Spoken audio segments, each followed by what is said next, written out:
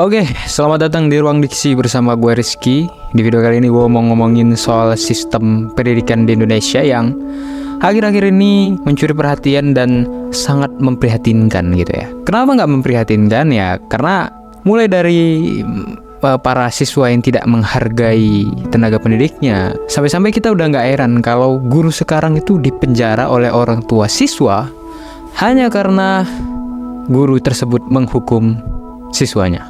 Ya padahal masih dalam batas wajar gitu ya. Dan mungkin lu yang anak tahun 90-an sampai tahun 2000-an gitu ya, lu juga pasti merasakan kekesalan yang sama dengan yang gua rasakan gitu. Kenapa? Kalau dulu ya, kita dihukum oleh guru kita dan kita ngadu ke orang tua kita, yang ada lu yang makin direpeti oleh mak lu gitu ya. Tapi kalau sekarang ya, guru lu bisa dipenjara. Bahkan yang paling parah bisa didenda sampai 50 juta bro gitu ya. Dan ini menurut aku sangat nggak ngotak sih ya. Kenapa? Lu tahu nggak sih gaji guru tuh berapa gitu ya? Kalau lu denda sampai segitu banyaknya, duit dari mana? Dengan tanggung jawab dia yang besar dan gaji dia yang segitu kecilnya gitu ya, lu denda segitu banyak itu, aduh nggak pikiran sih. Ada sih kasus di negara seberang itu ya. Tanya itu ya, banyak lagi isu-isu mengenai pendidikan yang mungkin kita rasa hal inilah yang mempengaruhi kenapa pendidikan di Indonesia itu makin lama makin amburadul dan semakin mundur gitu ya. Apakah ini salah di kurikulumnya atau mungkin ini salah di pemerintahnya gitu ya?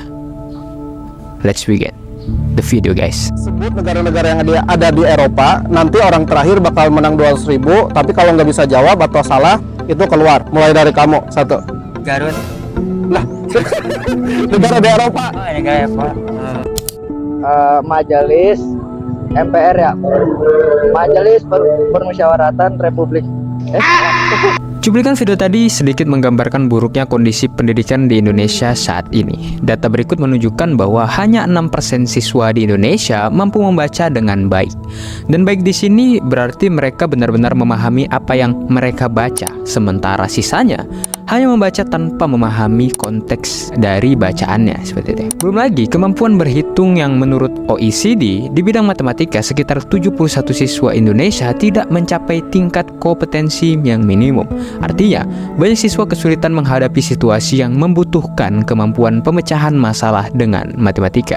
Just info buat kalian teman-teman yang belum mengetahui ya, saat ini tuh lulusan pendidikan yang akan mendapatkan gelar SPD tidak bisa langsung mengajar jika belum mengambil namanya sertifikasi PPG selama 2 tahun gitu. Jadi walaupun lu udah lulus SPD ya, lu nggak bisa ngajar kalau lu belum mendapatkan sertifikasi yang namanya sertifikasi PPG gitu ya. Nah, peraturan inilah menjadi salah satu alasan dari banyaknya perubahan peraturan yang sering terjadi di Indonesia, terutama dalam sistem pendidikan setiap tahun dan setiap pemerintahan. Pendidikan selalu menjadi isu dengan minimnya fasilitas dan beban administrasi yang berlebihan.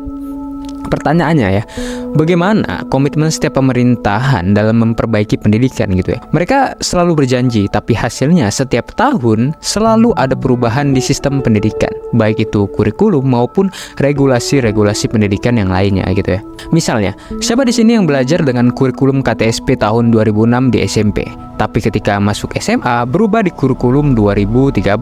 Atau siapa yang sudah belajar keras untuk ujian nasional namun tiba-tiba UN dihapuskan gitu ya. Pendidikan di Indonesia terus berubah-ubah mengikuti pemerintahan sampai muncul istilah ganti pemerintahan, ganti kurikulum gitu ya. Padahal yang seharusnya tuh pendidikan mengikuti perkembangan zaman ya, bukan perkembangan pemerintahnya gitu ya. Jadi kebayang gak lu dalam satu periode presiden yaitu 5 tahun bolak-balik ganti menteri ya, maka bolak-balik ganti peraturan pemerintahan gitu ya. Aku pribadi ya selama bersekolah dulu mengalami peralihan kurikulum ya, dari kurikulum KTSP yang fokus pada akademik menjadi kurikulum K13 yang juga menekankan pada perilaku. Karena perubahan ini ya, banyak guru-guru yang kesulitan menyesuaikan diri dengan teknologi yang diperkenalkan. Akibatnya, siswa diberi banyak tugas seperti membuat makalah atau presentasi namun tanpa panduan yang memadai.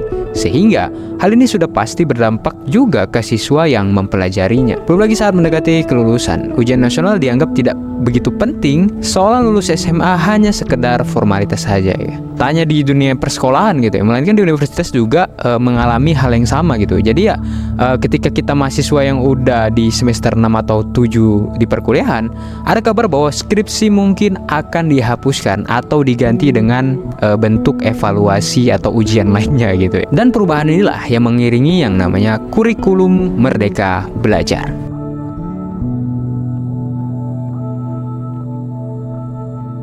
Jadi begini, perubahan-perubahan ini sebenarnya bagus jika memang berdasarkan evaluasi yang jelas. Namun perlu digarisbawahi, sistem pendidikan bukanlah sebuah startup yang bisa dengan mudah mengubah arah sesuai tren. Seharusnya, setiap perubahan dilakukan setelah evaluasi yang matang, mempertahankan yang baik dan memperbaiki yang kurang. Sistem pendidikan di Indonesia selalu mengalami perubahan setiap kali ada penggantian pemerintah. Gebrakan-gebrakan inilah yang seringkali dimaksudkan untuk menonjolkan pemerintah mana yang sedang berkuasa. Jika dibandingkan dengan negara-negara maju seperti Singapura atau Finlandia, mereka memiliki siklus tertentu untuk mengevaluasi atau memperbarui sistem pendidikan, menyesuaikan dengan perkembangan zaman. Data tahun 2020 dari OECD menunjukkan bahwa Jepang memiliki siklus evaluasi 10 tahunan, Singapura 6 tahunan, dan Finlandia 10 tahunan dalam melakukan perubahan sistem pendidikan mereka. Sedangkan Indonesia ya tidak ada siklus evaluasi sistem pendidikan yang tetap seperti Jepang, Singapura, atau Finlandia. Sedangkan di Indonesia sendiri ya, perubahan kurikulum itu terjadi ketika menterinya itu diganti atau pemerintahannya itu diganti juga gitu. Jadi misalnya ganti menteri, maka biasanya ganti kurikulum. Begitu juga ganti presiden, ganti kurikulum gitu ya. Daripada mereka itu ya menggantinya itu nggak mengikuti evaluasi tahunan seperti Jepang, Finland maupun Singapura tadi gitu ya. Hal ini menyebabkan sistem pendidikan di Indonesia kerap mengalami perubahan yang tidak teratur dan seringkali sulit diimplementasikan secara menyeluruh sebelum berganti lagi gitu ya. Padahal tujuan siklus ini untuk mengevaluasi agar tidak ada masalah transisi sistem, perbedaan pemahaman, atau kesalahan dalam penerapan. Di Indonesia, perubahan sistem pendidikan yang terus-menerus juga dipicu oleh berbagai faktor. Pertama adalah dinamika politik yang sering menyebabkan perubahan besar dalam sistem pendidikan. Misalnya, pada masa Orde Baru, diperkenalkan P4 sebagai dampak dari dinamika politik pasca G30 SPKI, atau lahirnya kurikulum berbasis kompetensi pada tahun 2004 setelah reformasi, meskipun 2 tahun kemudian diganti dengan KTSP. Faktor kedua adalah keadaan sosial. Kondisi sosial sering dijadikan alasan untuk mengubah sistem pendidikan, karena pendidikan bertujuan menghasilkan individu yang siap menghadapi kehidupan sosial. Namun perubahan yang terlalu sering juga bisa membingungkan gitu ya. Contohnya adalah munculnya K13 yang dipicu oleh indikator sosial dari PISA yang menunjukkan rendahnya kemampuan siswa Indonesia, atau perubahan pada kurikulum Merdeka tahun 2020 sebagai respon terhadap pandemi COVID-19. Faktor ketiga adalah keyakinan bahwa sistem baru itulah yang lebih baik. Maka dari itu muncullah yang namanya istilah ganti menteri, ganti kurikulum. Sebagai contoh, Kurtilas atau K13 dibuat oleh Menteri Muhammad Nuh menggantikan KTSP 2006 yang dibuat oleh Menteri Bambang Sudipyo. Lalu muncul kurikulum Merdeka pada era Nadiem Makarim pada tahun 2023 menggantikan kurikulum 13. Meskipun jumlah kurikulum tidak berubah sebanyak penggantian menteri, namun hampir setiap menteri baru membawa perubahan dalam peraturan dan kebijakan pendidikan. Perubahan tersebut memerlukan waktu untuk diterapkan secara menyeluruh, terutama mengingat luasnya wilayah Indonesia dan tingkat pemahaman yang berbeda di setiap daerahnya. Sebaiknya dalam setiap perubahan diperhatikan pula kondisi sosial masa depan serta keadaan para tenaga pengajar. Karena kita tahu guru itu sebagai ujung tombak daripada pendidikan ini, teman-teman. Banyak guru yang gaptek, kesulitan beradaptasi dengan teknologi baru dan menghadapi beban finansial yang membuat mereka lebih fokus mencari penghasilan tambahan dibanding mengajar. Terkadang mereka juga lebih fokus pada penilaian administrasi dibandingkan penyampaian materi. Ya, itu wajar ya, karena guru juga butuh makan dan guru juga punya kebutuhan lainnya seperti itu ya. Tapi menurutku hal ini sangatlah wajar gitu ya. Karena kalau misalnya pemerintah itu aware atau sadar bahwa gaji guru itu sedikit loh. Jadi apa salahnya jika pajak-pajak yang kami kumpulkan ini diberikan ke guru, dan itu aku pribadi merasa lebih ikhlas, dan dengan resiko dia yang tinggi apalagi di zaman sekarang, aku merasa ya mereka yang lebih cocok untuk dapat gaji yang lebih besar daripada pejabat-pejabat yang suka ongkang-ongkang kaki doang gitu ya. Kini dengan penggantian presiden yang baru dan menteri yang baru juga, kita lihat apakah kebijakan di sistem pendidikan Indonesia akan mengalami perubahan lagi atau justru tidak. Karena menteri pendidikan sekarang yaitu Bapak Abdul Mukti masih mengevaluasi apakah dia akan melakukan perubahan lagi atau justru melanjutkan program yang telah berjalan. Sementara itu Pak Nadiem Makarim, mantan menteri pendidikan sebelumnya, berharap program kurikulum Merdeka ini diterus dan dilanjutkan. Dia menjelaskan bahwa implementasi Merdeka Belajar telah dihadapkan dengan berbagai tantangan, termasuk pandemi COVID-19.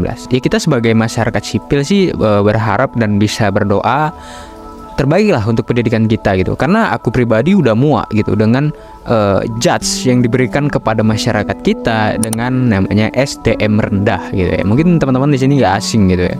Tapi ya mau gimana lagi gitu ya. Memang nyatanya seperti itu gitu. Begitu rendah SDM kita gitu. Apalagi kalau kalian kebanyakan yang TikTok.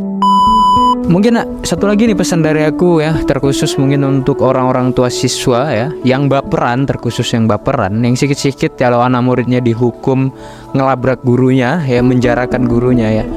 Aku kasih tahu sama kalian bahwa ya kita boleh aware dengan anak kita kalau dihukum segala macam, tapi kan guru itu nggak mungkin menghukum di luar batas wajarnya. Kalau mungkin ada guru yang menghukum di luar batas wajar, ya itu mungkin oke, silakan. Tapi kebanyakan yang terjadi adalah masih wajar-wajar aja gitu. Cuma memang orang tuanya aja yang berperan. Oke, mungkin itu saja yang bisa gue sampaikan ya. Terima kasih udah nonton sampai habis. Gue Rizky dari Ruang Diksi. See you the next video guys.